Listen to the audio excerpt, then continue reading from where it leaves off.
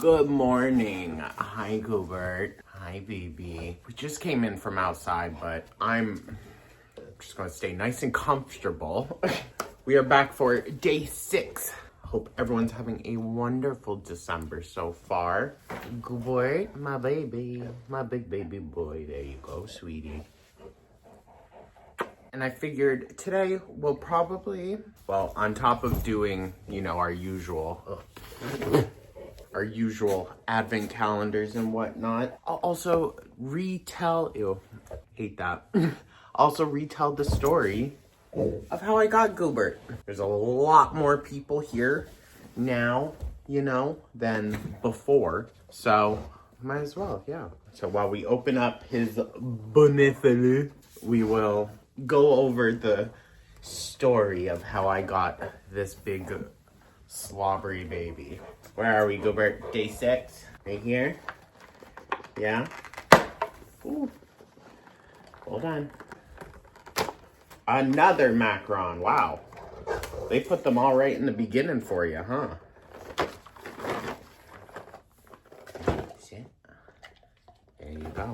So, it was in August when my 13 or 14-year-old pug passed away, and that wrecked me. And I knew that I wanted to adopt, so I checked out just some local shelters, see what they got. And I think after checking like 4 or 5, I finally found, I knew I wanted a Rottweiler. So I was a little bit like shopping, I guess. But I was just looking around, and he was available at one that's like 15 minutes away. So I went, met with him one afternoon, and it was like right before closing, so I was not able to, go through the whole process and everything. I hadn't even dog-proofed my apartment, anything like that.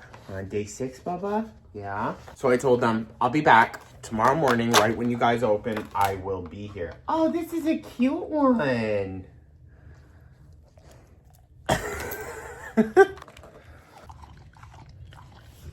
The remains of his turkey.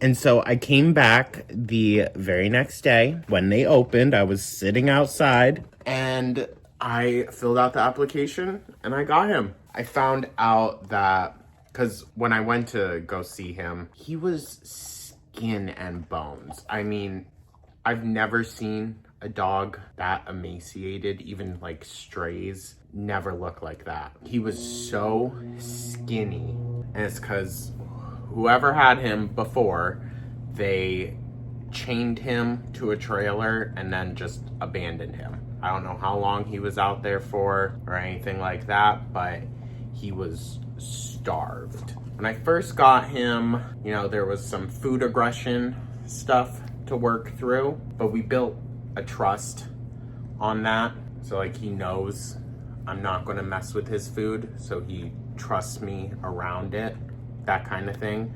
And also he knows when I tell him if something is not his. And if he sees me eating it, then he knows none of it's going to him. So that's how we kind of curbed that a bit. However, he is still reactive, and that's just something that will take some training, but also is just because of the severe trauma that he's been through, is also just something that I'm going to have to learn how to be responsible for. And that's mainly what it's been, is knowing his triggers, knowing how to distract him from his triggers, and just keeping him out of situations that could either hurt him or hurt someone else. Oh, Bubba, is you ready for your last one today? So while I do love him deeply, he is a huge responsibility, and I would say Rottweilers in general are a huge responsibility that really is not to be taken lightly. I know I give him his praises. He's my good baby. And he's very sweet with me. But he's very, very protective also. So that's mainly where his reactivity comes from, is when he feels the need to protect me. Hold on. There's something really lighting up in there that I know you want. Okay, hold on. Oh, God. So there's this little, like, soccer ball. It's a little on the small size, but I do trust him. Go ahead. Just not going to let him, like, chew on it, really. Alrighty. And then the Lush box. But yeah, so it's just about being prepared. I have a bunch of treats with me basically at all times. Great distractions when we go for walks. I'll have his favorite ball, so that distracts him. And if he has the ball in his mouth, then he isn't as reactive to things around him, so it works out. But yeah, I mean, if y'all have any questions, let me know. But other than his reactivity, he is a very sweet boy. And he, like I said, he does have his triggers. So it's just about being mindful of that. Alrighty, day 6 of this Lush box. Let's see. Okay, it's another shower gel. Oh, shut the fuck up. I need to see if I can buy a large one of this, because they made a soap of this. I'm wondering if it smells the exact same. I loved it. I'm not a pear person. Not really. I mean, I like them, like, eating-wise, but the smell... What does a pear even smell like, right? This, though... Hold on, let me smell it to make sure. Yeah, it smells like the soap. I love that. And the soap had freaking gold luster all over it, too. It's almost like bubblegummy. Oh. You like that one, Bubbly? You like that one? Yeah. It has like a bubblegum scent almost. I love the scent of this one. So, I might have to see if I can buy a full size. Just saying. Of course, I don't have my glasses. Glycerin, fine sea salt. Oh, there's citronella too. Okay, interesting.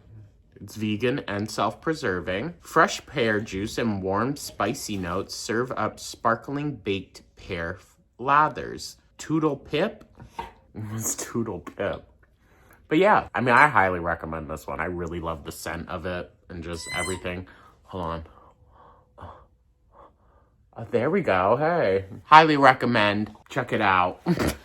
But yeah, that's day 6. Figured it'd be good just to give kind of like a quick recap, I guess, on Goo's backstory. Of course, when a dog is left in such a dire situation and there's no way of tracking his previous owners, there's no way of, well, A, him getting justice, but also just finding out what exactly he went through.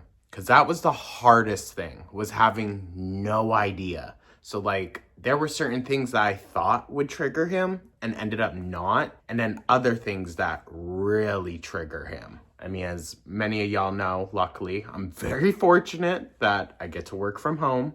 So he's very fortunate for that too. My apartment's very fortunate for that. Because he does have very, very, very bad separation anxiety. It has gotten better. It has. We've figured out things that work really well to help distract him. But yeah, it's just about, you know, learning what's best for him. And yeah, keeping him safe and healthy. Thank you so much, you guys, for tuning on in. I hope everyone's having a beautiful, beautiful week. So yeah, we are continuing these on the weekend. It's just going to be these, though. Other videos aren't going to be posted on the weekend. Thank you guys so much. Let me know your thoughts down in the comments, like, subscribe, all of that, and we will catch you in the next one. Take care.